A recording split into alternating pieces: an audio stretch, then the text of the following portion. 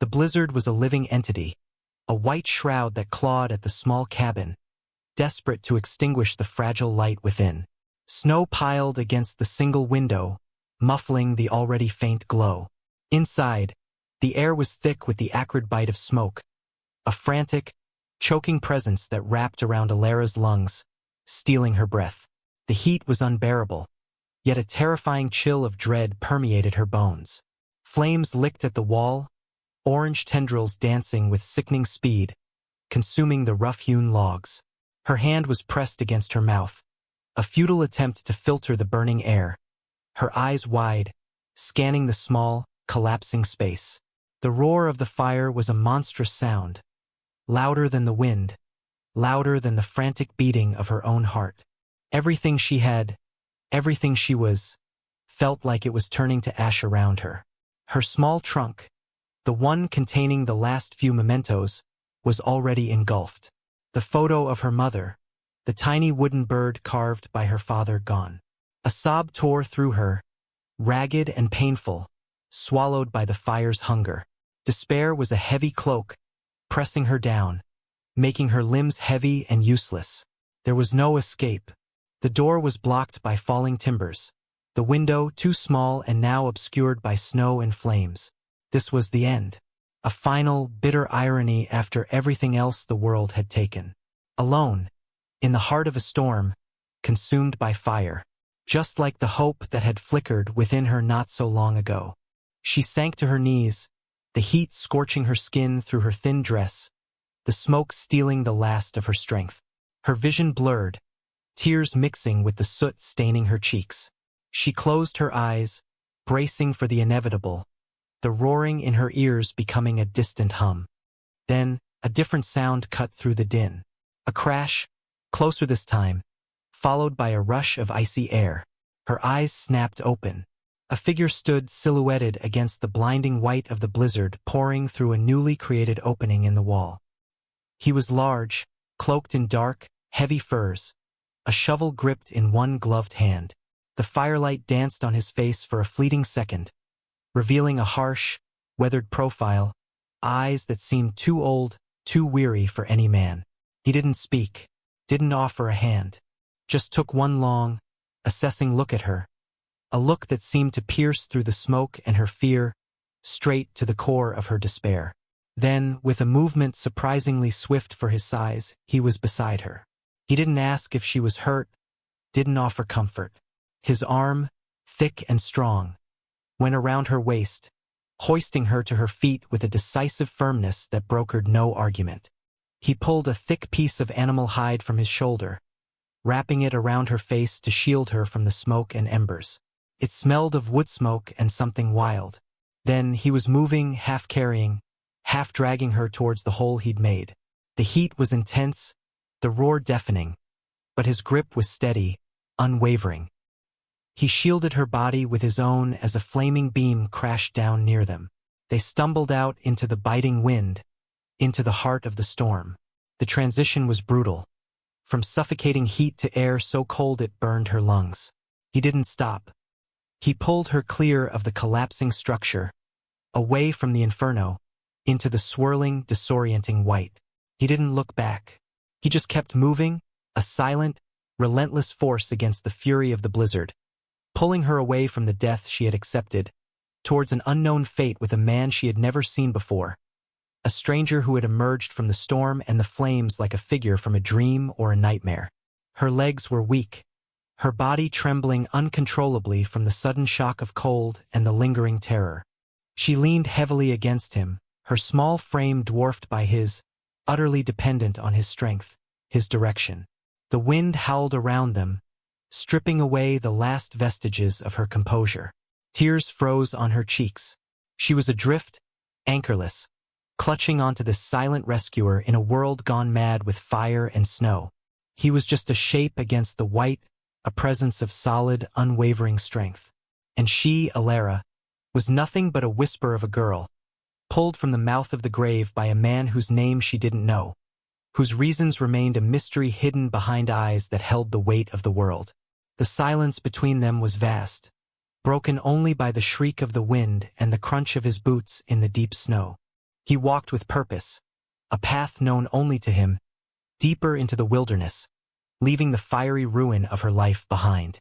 He didn't speak the entire journey, not a word, just walked, his gait steady, pulling her along through the treacherous drifts.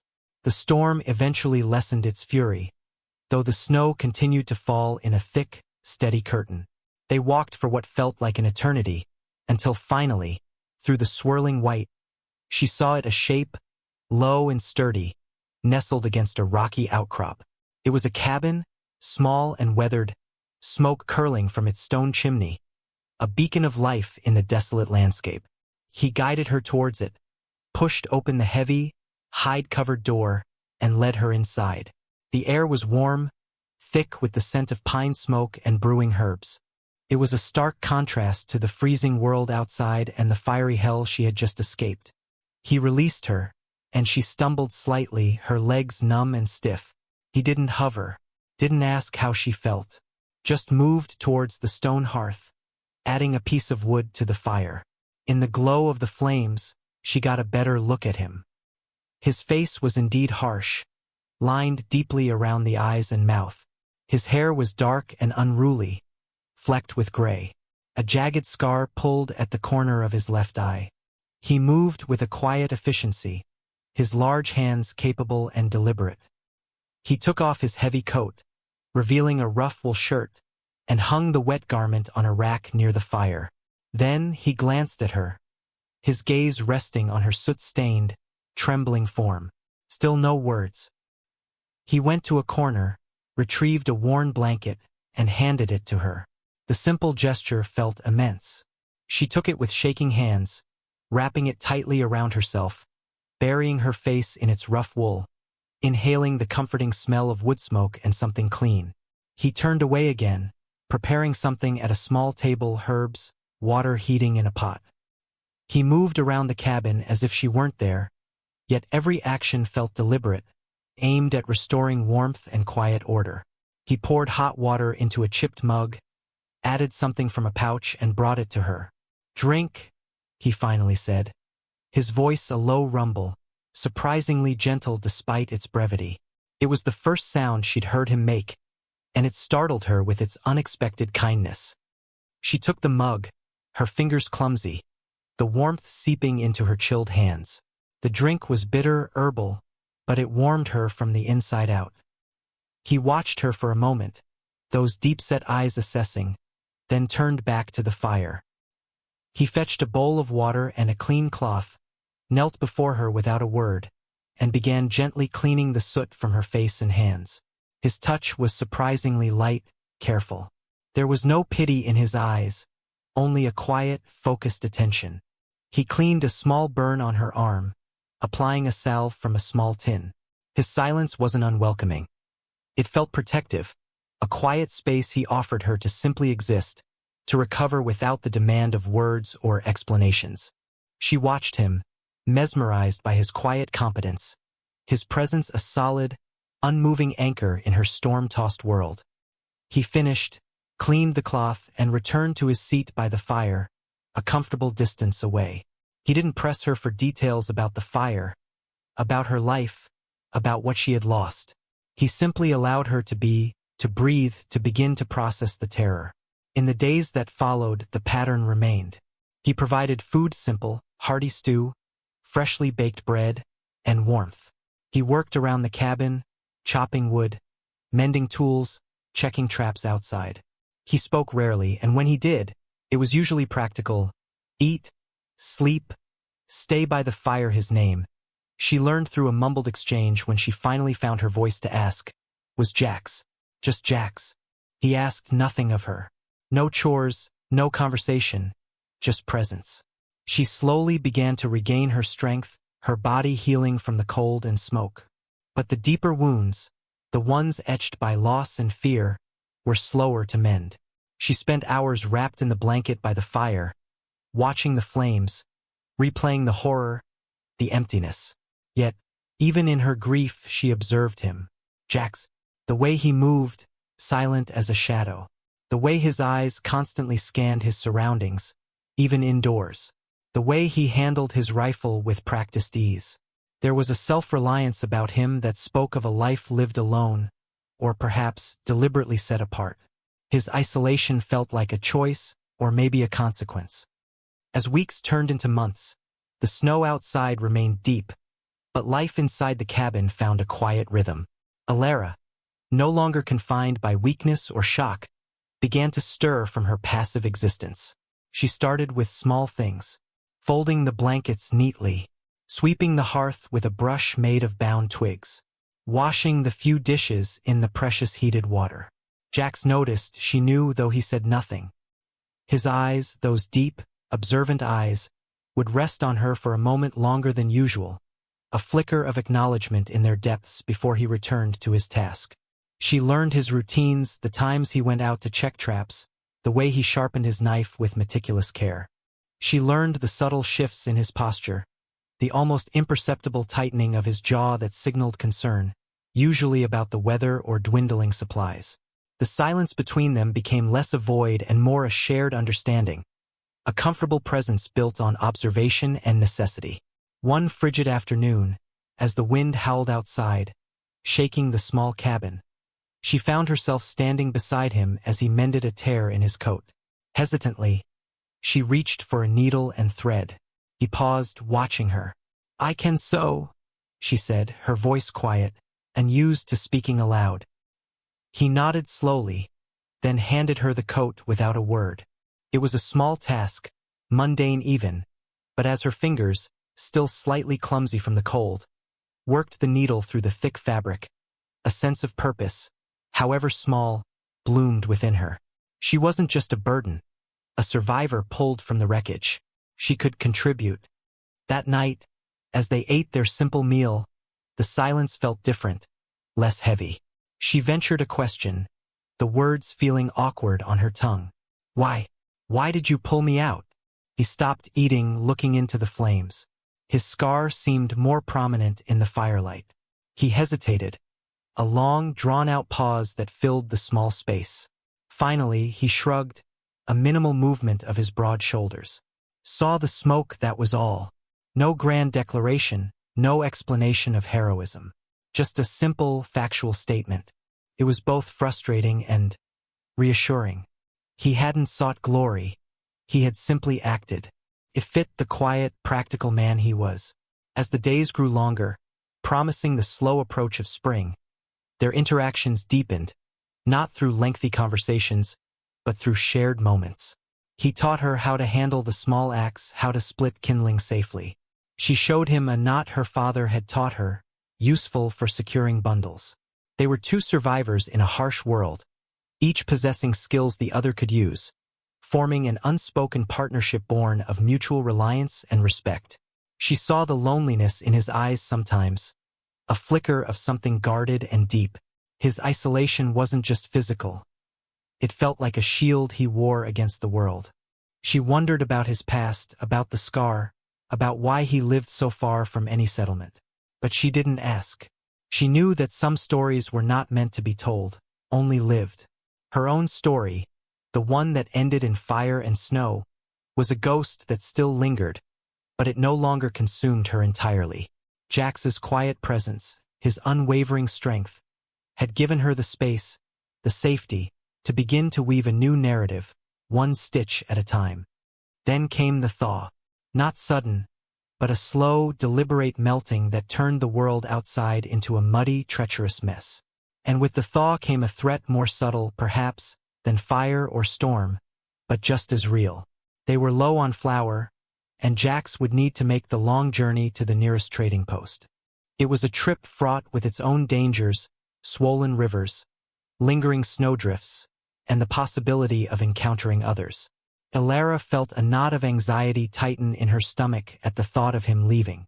She was stronger now, capable of managing the fire, fetching water, but the sheer isolation, without his steady presence, felt daunting.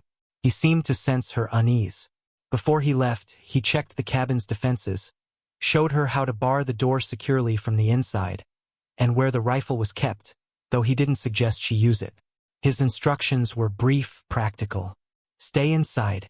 Don't open for anyone. His eyes, when he looked at her, held a different kind of intensity, a silent reassurance, perhaps even a hint of something akin to concern. She watched him go, a lone figure trekking through the mud and melting snow, his pack heavy on his back. The cabin felt vast and empty without him.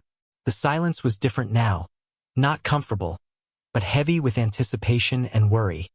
3 days later, just as her anxiety was reaching a peak, she heard sounds outside. Not the familiar crunch of Jax's boots, but unfamiliar voices, rough and loud. Her heart leaped into her throat. She froze, listening, her hand instinctively reaching for the rough-hewn table. The voices grew closer, 2 or 3 men. Their words indistinct but their tone aggressive. They stopped outside the cabin. A heavy fist pounded on the door. "Open up. We know someone's in there." Alara didn't move. She held her breath, praying they would go away. Another pound, harder this time. "We saw the smoke from the chimney." "Don't be shy, girl. Open the door." Fear, cold and sharp, pierced through her. It wasn't just the harshness of the world outside she feared. It was the cruelty of people, a cruelty she had known before the fire. She crept towards the small window, peering out carefully from behind the curtain. 3 men, rough-looking and heavily armed, stood by the door. One of them kicked the door violently. The old wood groaned. They were trying to break in. Panic threatened to overwhelm her. She could hide, but the cabin was small. She could try to run, but where would she go? The rifle. Jax had shown her where it was. It was heavy, and she wasn't sure she could even lift it steadily, let alone aim. But the alternative was to let them in. She remembered the feeling of helplessness in the fire, the despair of having no control. Not again. Her legs were trembling, but a flicker of defiance ignited within her. She wouldn't be a victim again. She turned from the window, moving with a speed born of desperation. She reached the rifle, lifting its cold, heavy weight. It felt foreign and powerful in her hands. She didn't know how to shoot, not really, but Jax had shown her how to load it, how to make it ready. She fumbled with the mechanism, her fingers clumsy with nerves, but the memory of his movements, precise and deliberate, guided her. Click. Ready. She stood by the door, the heavy rifle raised, pointed towards where the wood was splintering under their assault. Her heart hammered against her ribs, a frantic drumbeat. She wasn't thinking about courage, only survival. The door shuddered again. A crack appeared near the latch. In that tense moment, just as the wood seemed about to give way, a shout echoed from the edge of the clearing. "Get away from the door, Jax." His voice, though distant, was unmistakable, laced with a cold fury she had never heard before. The pounding stopped. The men turned, surprised. Jax emerged from the trees, not alone. A large, dark wolf, its fur matted with mud, stood silently beside him, its teeth bared in a low snarl. Jax didn't carry his pack. He carried his rifle, aimed steadily at the intruders. His face was grim, his eyes hard as ice. The men exchanged nervous glances. They knew Jax, or knew of him.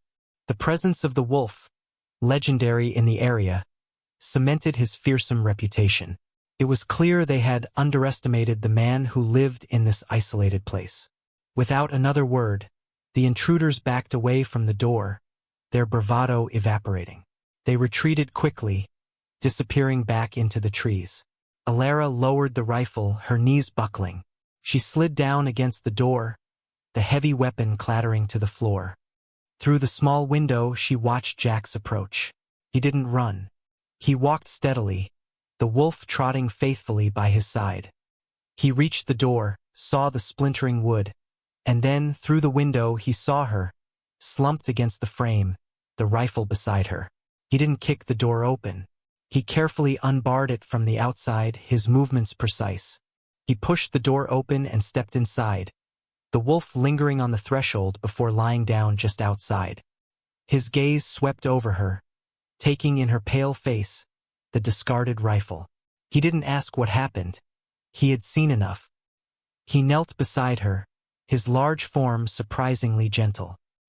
He reached out, his scarred hand hesitant for a moment, then settled softly on her shoulder. It was the first time he had initiated physical contact that wasn't driven by necessity. The simple weight of his hand was grounding. "Are you hurt?" he asked, his voice low, raspy. She shook her head, unable to speak, the fear giving way to a rush of relief so potent it brought tears to her eyes. She looked at him, truly looked at him, the man who had pulled her from the fire, who had given her shelter, who had returned just in time to face down the threat. He wasn't just a rescuer. He was her protector. Later, after he had fixed the door, they sat by the fire. The wolf, a creature of myth and wilderness, lay curled near Jax's feet, a silent guardian. Alara still felt shaky, but the terror had receded, replaced by a quiet certainty. She had faced the threat, had been ready to fight. She was not the same girl who had sunk to her knees in the burning cabin. She had found strength she didn't know she possessed, forged in the crucible of hardship and quiet resilience. And it had been Jax, in his silent, stoic way, who had given her the space and the safety to find it. He hadn't saved her.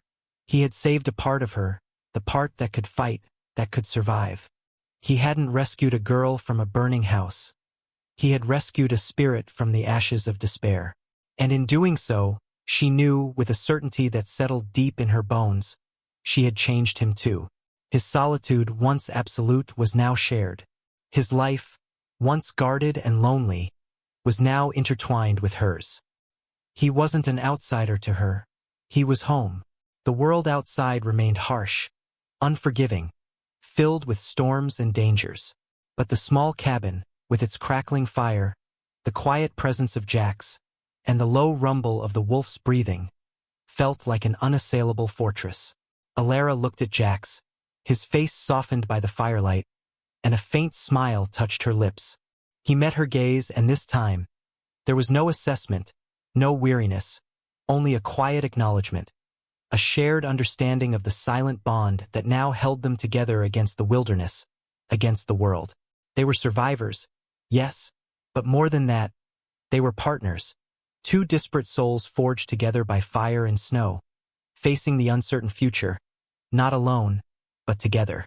And for the first time in a long time, Alara felt not just hope, but a quiet, resilient strength blooming within her.